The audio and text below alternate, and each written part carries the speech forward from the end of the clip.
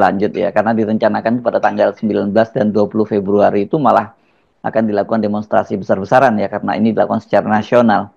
Kendati tagarnya Indonesia gelap, tapi kita justru melihat secercah cahaya. Masih ada harapan lah kita dengan menyaksikan ratusan ribu mahasiswa yang turun ke jalan ini. Mereka-mereka ini yang mesti kita sebut sebagai generasi penerus dan bolehlah kita sebut sebagai generasi emas yang berani tetap bersuara kendati itu dalam situasi yang mencemaskan.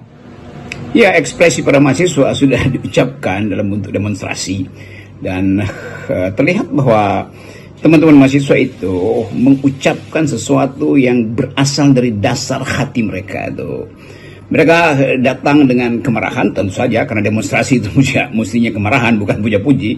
Dan kepentingan mereka hanya satu, yaitu memastikan bahwa arah pemerintah ini ada di track yang benar, bahwa arah kepemimpinan Pak Prabowo itu betul-betul otentik, bahwa keinginan Prabowo untuk memberantas korupsi, menghidupkan harapan lagi pada keadilan itu betul-betul hendak dijalankan. Jadi semua itu yang mereka ucapkan sebetulnya.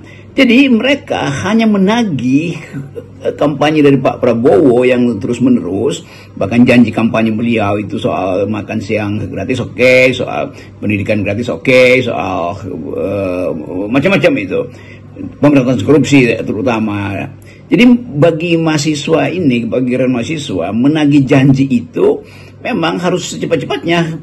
Jadi kalau 100 hari dianggap barusan 100 hari, justru di dalam 100 hari itu mereka ingin lihat arahnya. Jadi sekali lagi, tagihan janji mahasiswa itu mereka ucapkan dalam bentuk demo, karena cuma itu ekspresi yang paling masuk akal bagi teman-teman mahasiswa itu. Dan kita mulai melihat bahwa susunan permintaan atau tuntutan mahasiswa itu diatur sedemikian rupa sehingga terlihat bahwa itu menghasil kajian akademis.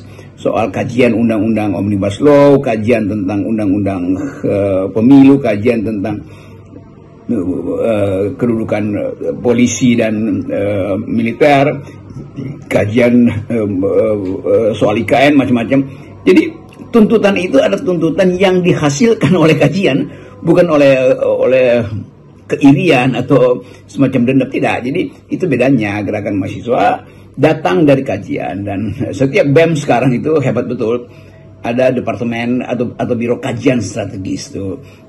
Jadi dasar dari argumentasi mereka itu pasti berbasis pada metodologi. Dan itu yang membuat saya percaya bahwa anak-anak muda ini yang akan menentukan isi generasi 5 tahun ke depan, 10 tahun ke depan, 15 tahun ke depan, sampai 2045. Jadi mereka lah yang kita sebut sebagai bonus demografi. Dengan kata lain, kita mesti rumuskan kembali bahwa bonus demografi artinya mereka yang berpikir kritis hari ini, bukan mereka yang sekedar cari-cari jabatan atau berupaya untuk nempel pada kekuasaan. Disebut bonus demografi karena mereka membonuskan pikiran mereka untuk investasikan di dalam peradaban demokrasi 5 tahun ke depan, 15 tahun ke depan, sampai 2045. Itu bedanya rumusan mahasiswa tentang bonus demografi dan rumusan kekuasaan.